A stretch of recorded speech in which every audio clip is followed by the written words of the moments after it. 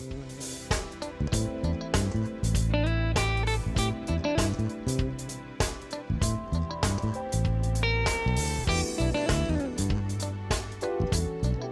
I'm Kenny Anderson, Director of Multicultural Affairs for the City of Huntsville, and welcome to Impact. Each week we bring you information about exciting things that are happening right here in our community, and today will be no different.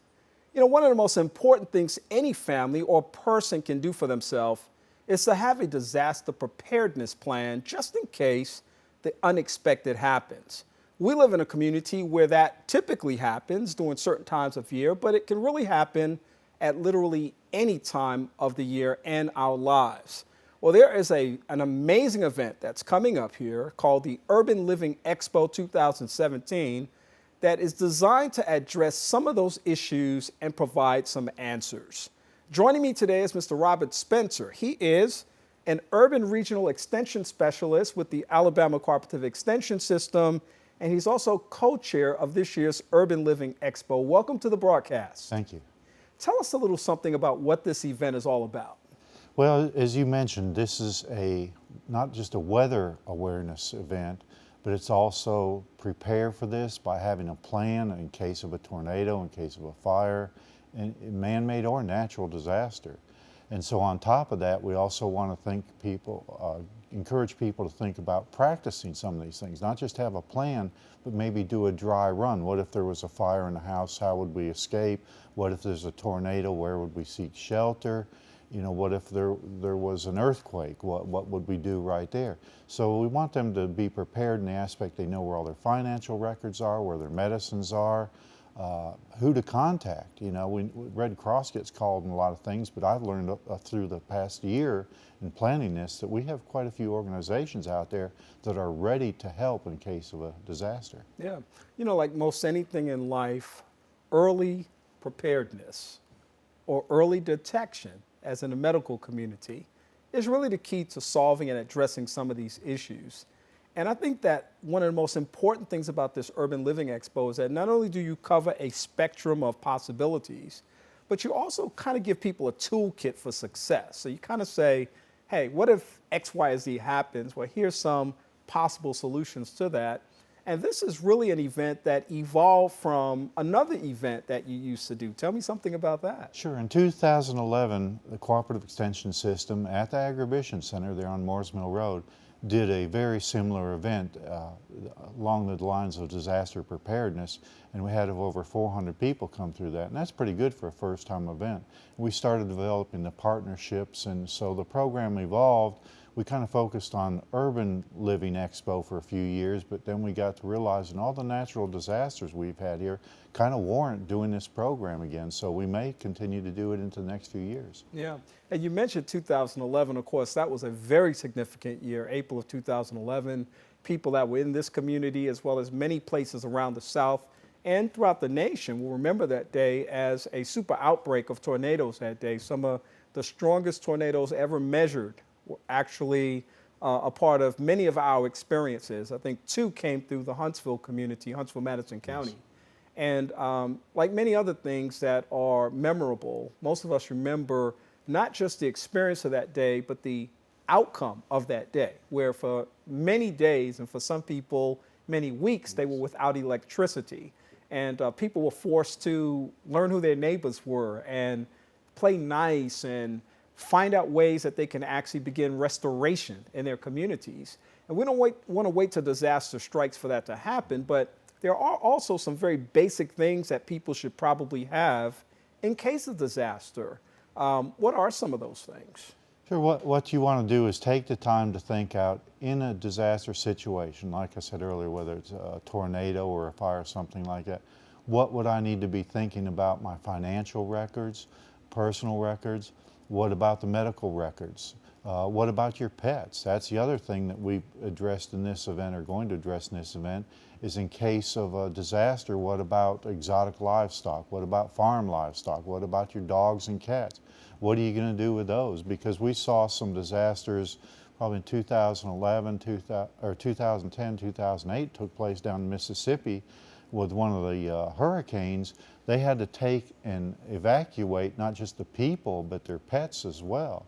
And here in North Alabama, we were contacted the Agribition Center and asked, would we be willing to house people's pets, horses, livestock, if need be, if they had to come up this far, there at the Agribition Center on Morris Mill Road. So the Agribition Center on Morris Mill Road is now certified to take in animals in case of an emergency like that. So it's whether you're a senior or a young person, whether you're a family, this is a sort of event to attend. It really is. And, you know, you again talk about the importance of just simply having a plan. It is a very, very frustrating situation to need something as simple as a flashlight and find out that you haven't changed the batteries in several years. So it's rusted out. I think we've all probably had that experience and hopefully learned from that to have a nice fresh supply of batteries around. But I also think about things like you mentioned fires in the home, fire detection equipment, including fire extinguishers that can actually address house emergencies that people might have. I always talk about carbon monoxide detectors in terms of the preparation and prevention aspect of things, because I literally had an experience where a carbon monoxide detector in my home was going off when I came home. And had I not had that detector installed, I can't even begin to think about what the consequences might have been. But at that point, I was able to call the emergency team, and they came in, they shut the system down, said you got a leak in the house. And I mean, it was a pretty serious situation, but it was because of that level of preparation and the anticipated prevention of a disaster or tragedy. And that's really what you're trying to communicate to people, I'm sure. Oh, Be yes. prepared. Yes, be prepared. For example, some of the door prizes we're going to have to give away are weather radios. And then we'll have an organization there that's ready to program these weather radios. So we're trying to get people to think, what if there's a tornado or some kind of disaster? We want you to have one of these radios, and we want you to be aware of that sort of thing. Another example of something we don't think about is the bird flu outbreak that took place in South Central Tennessee, and even a few incidences here in North Alabama. Well, there again, the Department of Ag and Industries and all the veterinarians, state veterinarians and USDA, they were all prepared for this. They had a plan, so they just jumped in there, did what they had to do, and the problem was addressed within a few days and over with. So that's another example of a disaster that can occur we don't always think about. Yeah. Well, the Urban Living Expo takes place on Saturday, March the 25th. You already said it's at the AAMU Agribition Center on Morris Mill. Tell us more about the location and the time of this event. Okay. The event time will be from 10 a.m. to 2 p.m. And address is 4925 Morris Mill Road, Huntsville, Alabama. So if you're programming in at your GPS to find it, just program in 4925 Morris Mill Road, Huntsville, and it'll take you there. It's right off of Highway 72, just north of Highway 72 by a mile or so. So what we have planned is we've got exhibitors and vendors and sponsors coming in Friday to set up. They're coming in first thing Saturday morning to set up. And then we'll have some light snacks and bottled water for people if they need something to eat during the course of this event. And then we'll have a light lunch, a very light lunch from 12 to 1 for those that are still around that want something to eat, some hot dogs and chips and cookies and more water and some soft drinks and things like that. So it kind of helps motivate people to come out. Plus, if we watch the weather forecast and it follows what it's going to do, there's going to be some storms or some rain later on in the day. So it's an ideal opportunity to get out and come visit this before the storms set in. Yeah, so you can actually use some hands-on applied things. There you go. Maybe in a short period of time. Now, let's also stress that this event is free and open to the public. Yes, it's free and open to the public, and we're asking the people to bring in some non-perishable boxed foods or canned foods, something like that, that we're going to donate to the AAMU or the A&M Student Foundation for those that live in the dorms.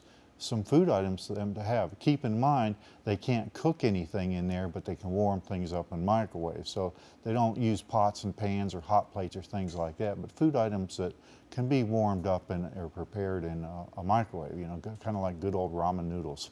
Oh boy, yeah, I think we've all been in the ramen noodles generation at one time or another. My period of ramen noodles went well beyond my college years too. I can relate. For a period of time, so that's just keeping it real for real. Yeah. So Another thing I wanted to ask about was because I know that the Alabama Cooperative Extension System is very, very resourceful in terms of the services that it has. And every time I either talk to somebody from there or go to a program that you all are promoting in the community, it just seems like there's so many more things I learn about what's available through the Alabama Cooperative Extension System. And if somebody were to just say, why do you guys exist? What would you say to them?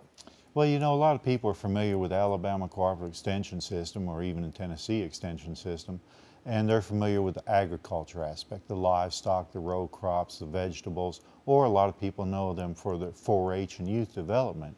But there's a lot more to extension these days and times. We've had to adapt to the times and come up with new programming that's more relevant, especially in urban situations like this.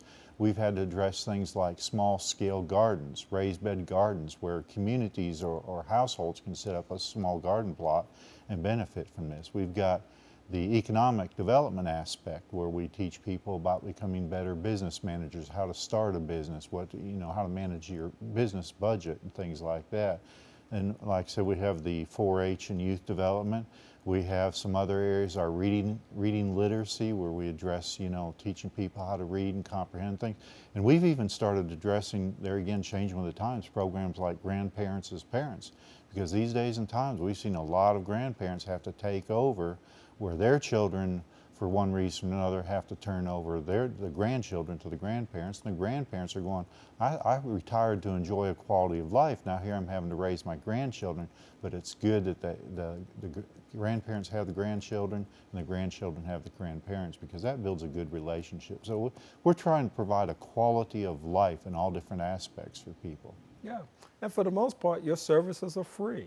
You're looking for opportunities to come out in the community and share the information that you have, to share the resources that you have, to partner with organizations who have similar missions and ideas about improving the quality of life throughout the community. So I think the very fact that you exist lends itself to some incredible opportunities that time and time again you all have found ways to pursue in this community, and that's, I think, very commendable. Thank you. If people wanted to get in touch with you or someone about coming to their community or their organization, or maybe even a program that they're having to talk about something specific that you have to offer, how could they get in touch with you?